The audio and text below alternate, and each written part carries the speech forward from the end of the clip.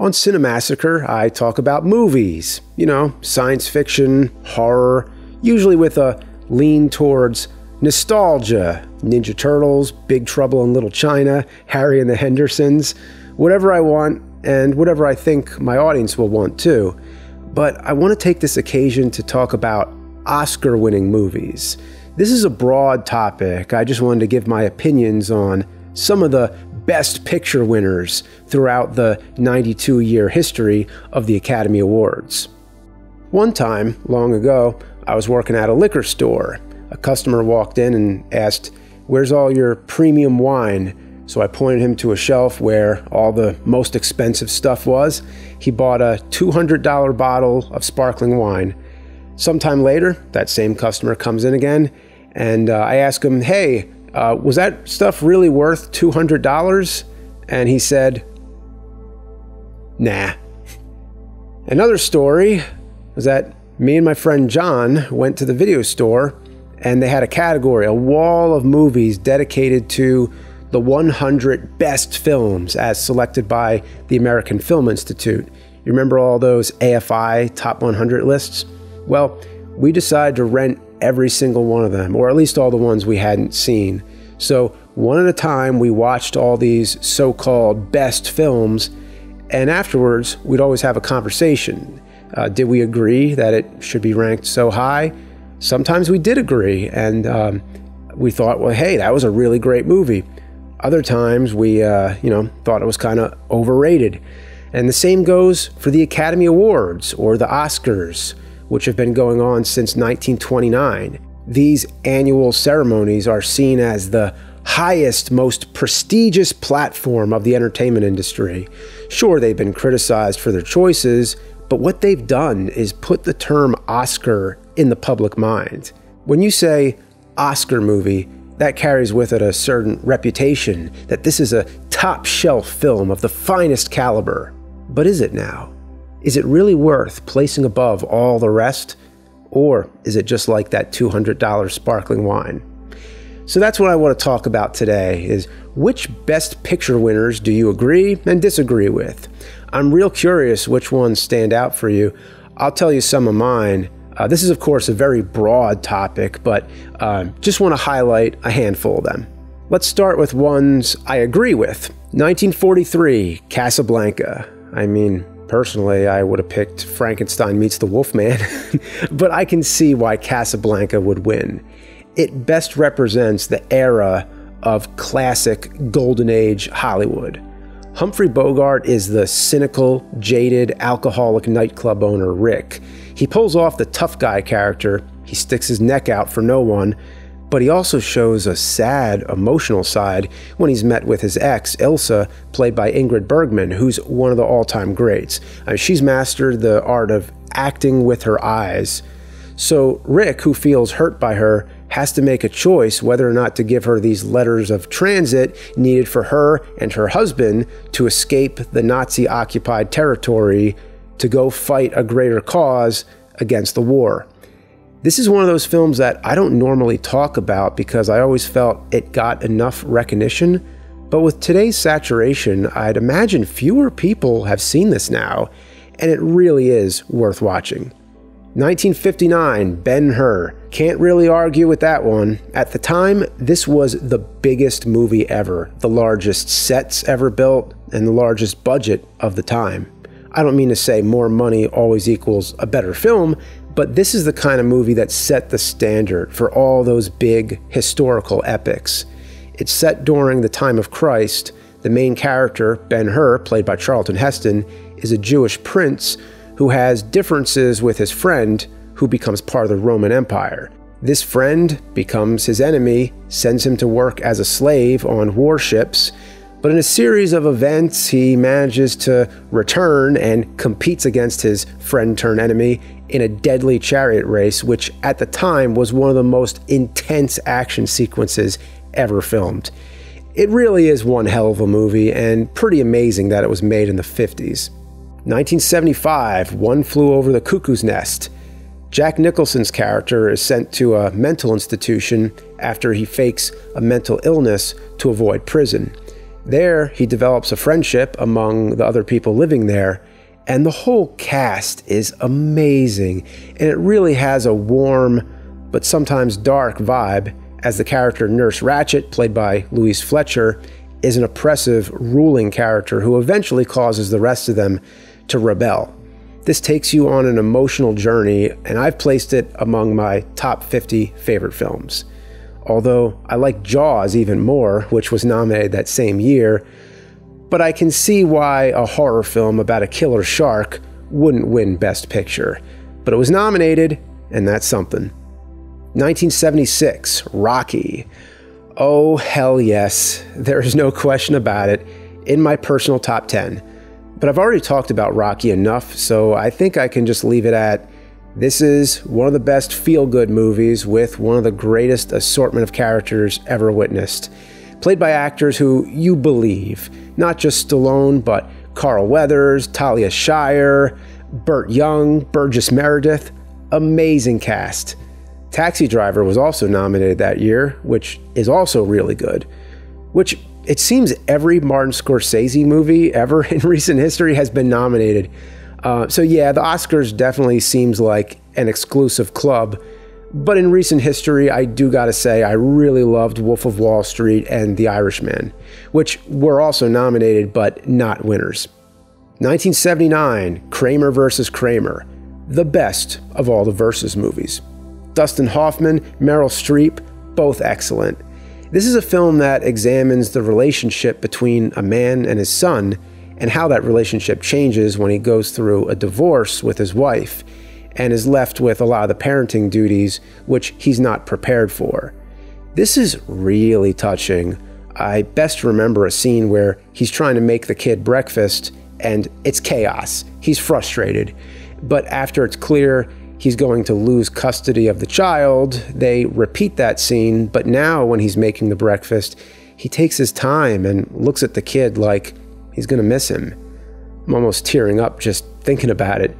Some might say Apocalypse Now should have won, which was nominated, but Kramer vs. Kramer just hits that emotional sweet spot. 1991, Silence of the Lambs.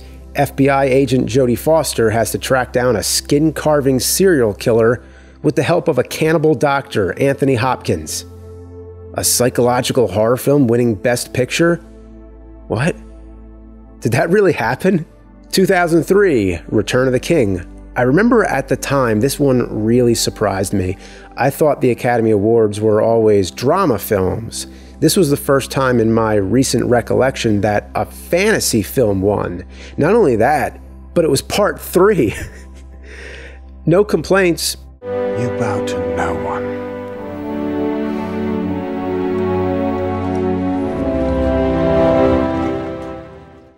But let's go with something more modern. In recent history, I don't think my favorite film of the year, or even my favorite nominee, has ever won Best Picture, except maybe 2014, Birdman. That doesn't mean I've seen every movie of 2014, but from what I saw, I thought this was pretty amazing. So, for anyone who doesn't know what it's about, it stars Michael Keaton as a superhero actor who's past his peak, in what seems like an obvious nod to his Batman role, but that made it seem so personal and real. So he gets this opportunity to revive his career through a stage production, and what's real cool is that the entire movie is filmed in what's meant to look like one fluent shot. No cuts, except for cuts which are disguised in certain ways. Now, I've seen that kind of thing done before, but never where time actually shifts. So there's still time dissolves, but the camera angle remains constant. Very innovative. Okay, now I'm going to talk about the Best Picture winners that I do not agree with. I'm going to have to set some perimeters here. There's a difference between my personal favorite and which movie I actually think should have won. For example, the Best Picture of '84 was Amadeus, but I prefer The Terminator, Ghostbusters, Gremlins, and Spinal Tap. But I'm not going to argue those are better than Amadeus. Nah, fuck it, they are better. Maybe now you'll never slime a guy with a positron collider, huh? But hey, I'm glad none of those won, because that makes them mine. But 1933, King Kong losing to Cavalcade and not even being nominated means they didn't have any clue what they were doing. Kong was such a groundbreaking film, not just from a special effects standpoint, but music, sound design. It showed the full scope of what movies could do. Nothing against Cavalcade, but it doesn't have quite the legacy of Kong. Do me a favor, ask a random person, hey, have you heard of King Kong? Most likely they'll say yes, but then ask them if they heard of Cavalcade. 1939, the winner was Gone with the Wind. I think Wizard of Oz should have won. It stretched the imagination and the limits and is looked back at more fondly. As a kid, I've watched Wizard of Oz with my parents. When I grew up, I watched it with my college buddies. And now as a parent, I've watched it with my own kids. Gone with the Wind is still very special, but not in the same way, with the same type of infinite rewatchability and sense of wonder. 1941, I thought Citizen Kane won, but looking back, it was actually How Green Was My Valley. Maltese Falcon is my favorite among the nominated films that year, but Citizen Kane should have won. It was produced, directed, and starring Orson Welles as the narcissistic business owner who runs for office. This is another film like Casablanca where I feel it got drilled into my head too often during film school. I appreciated the techniques that it pioneered, but wasn't interested in the subject matter. I never felt Charles Kane was a likable character, but as I got older and the hype and praise has quieted down, I now get the point. He's not supposed to be likable, and only now am I fully beginning to grasp why the film is so edgy and relevant. For anyone who hasn't seen it, I say definitely check it out, and it's worth a rewatch from time to time. 1971, the winner was French Connection, but I think Fiddler on the Roof should have won. This would also have to make my personal top 100 films. Israeli actor Topol is one of the all-time greats, synonymous with the role of Tevye, who's a Jewish farmer living in 1905 Russia. He's marrying off 3 of his daughters, but in this given time period and culture, they don't get the freedom to choose who they marry, but they want to break tradition, and Tevye is a man who is stuck in his ways, so he's challenged by these moral choices. It's an incredible role. It's humorous at times, but other times very serious. It's one of the greatest films. French Connection's also great, but I'd give it to Fiddler on the Roof. 94, Forrest Gump won, which at the time it seemed like that was the only movie you ever heard about. Forrest Gump is awesome, but my personal favorite that year was Ed Wood. And at the time, my argument was that should have won. It's a drama. It's a biopic, it's based on a real-life person. I felt that could have been a contender. But that was until I saw Shawshank Redemption. Oh yeah, now that should have won. Nothing against Forrest Gump, but Shawshank Redemption is even better in my opinion. Morgan Freeman is amazing. Also Tim Robbins, as a man who's sentenced to prison, sort of like Cuckoo's Nest, it's heartwarming how they bond together, and it's shown over the span of so much time that you really believe their relationships and the performances. It's really incredible. Get busy living or get busy dying. So let's go with something more recent. How about 2017? The winner was Shape of Water, which was a big surprise to me. I love Del Toro's work, and I think this was a really great movie, but I never expected a movie starring a Creature from the Black Lagoon character would win Best Picture. No complaints, but the movie I think should have won, from what I saw that year, was Jordan Peele's Get Out. I think that movie had a lot more substance to it, more of a thinking movie. It was one of the movies where afterwards I felt I needed to see it again, because I wasn't sure I fully understood it the first time. Get out. Sorry, man. Okay. Get out! Well, the Oscars are around the corner. Soon we'll have the Best Picture of 2021. Of the nominations, from what I saw so far, I would pick Don't Look Up. All-star cast, Leonardo DiCaprio, Jennifer Lawrence, Meryl Streep. It's about a comet that's going to hit the Earth and wipe out the whole human race. The only people who know about it are a small team of scientists, so they go around trying to warn everyone, but nobody wants to believe them, and even when it becomes obvious, nobody agrees on what to do.